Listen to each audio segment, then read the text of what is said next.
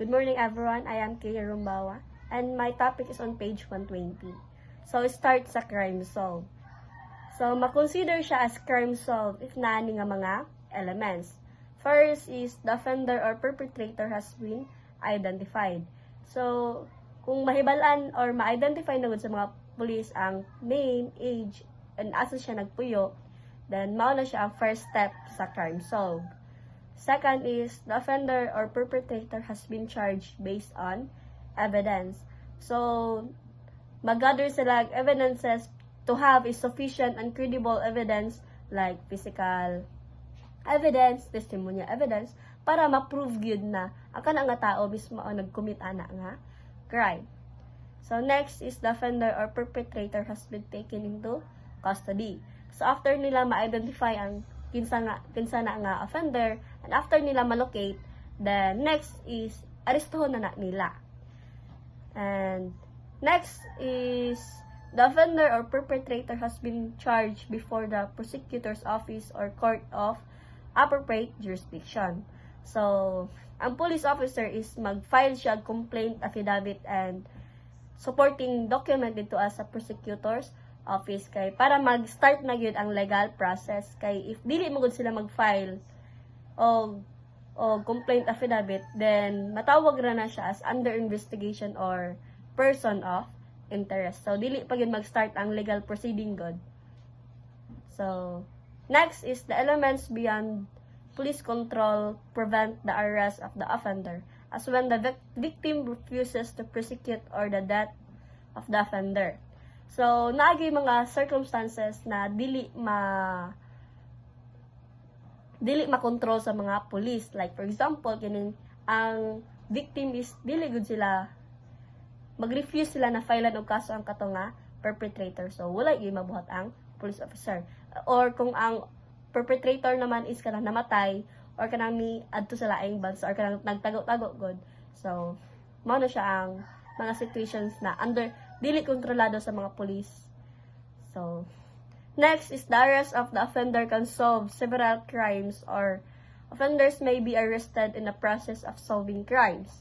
So, bali man siya tong single arrest can lead to a solving multiple related cases. So, kay during magot, if ma-arrest na nila ang person, then ang person is kanang ingon niya ba na mag-confess siya na siya po nagbuhat ana other cases, siya po nagbuhat ana na krimen or kinsa iya mga kauban. So, kana nga arrest is maka-lead siya na ma-solve ang other cases kay tungod sa iyang confession.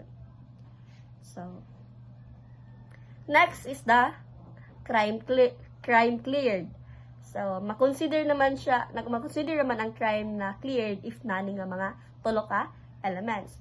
First is at least one of the offenders has been identified. So, kung ang isa ka crime is daghan siya kanagong daghang krimen, then at least isa lang ang ma-identify dito, makonsider na siya as crime cleared. Even though dili sila ma-identify tanan mga suspect, basta at least isa lang yun ang kailangan, makonsider siya as crime cleared.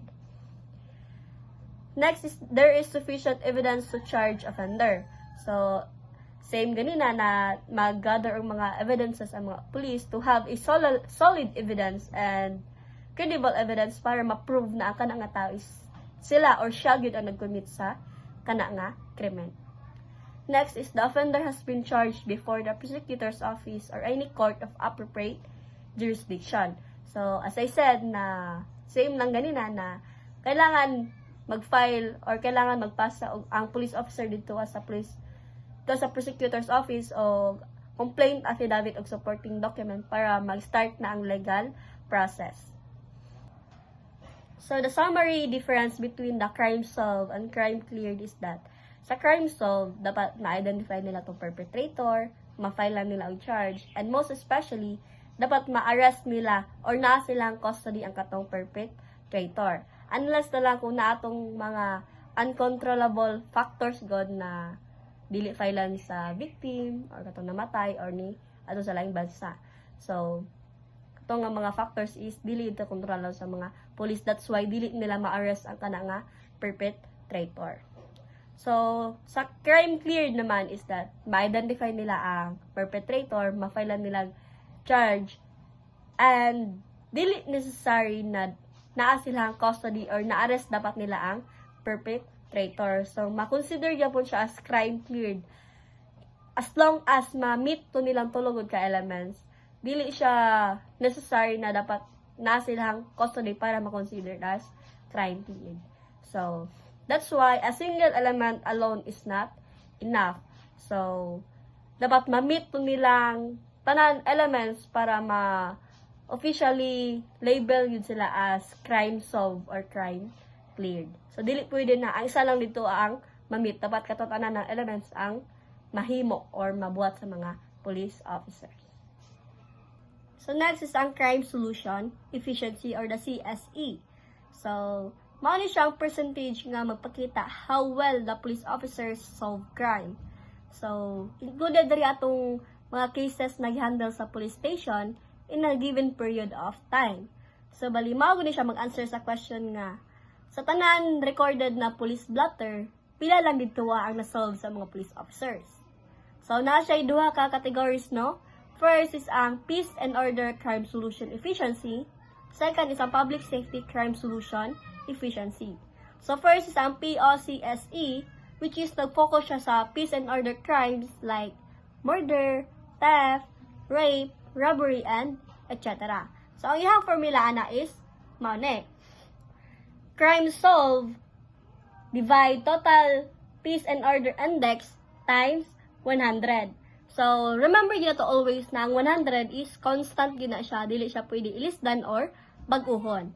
And ang total peace and order index naman is bali mao na siya ang na-recorded tanan in a given period of time sa kana nga police station. So, let's say sa Tagum City, ang record na police blotter sa 2 months nila is 100.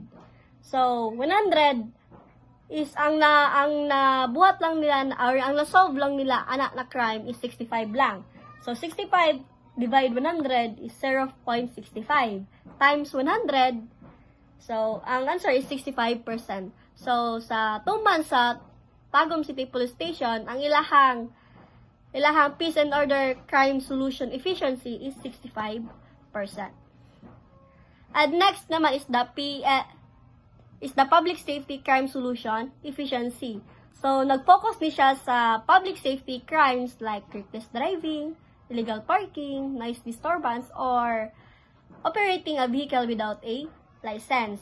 So, ang formula naman ano niya is crime solved divide total public safety index times 100. So, as I said, 100 is constant, dili pwede ilisdan.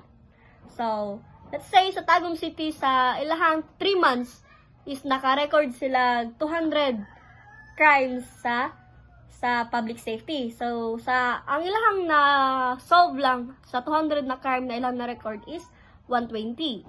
So, 120 divide 200 is 0.6 times 100 is 60%. So, sa 3 months sa Tagum City na ang ilahang public safety crime solution efficiency is 60%.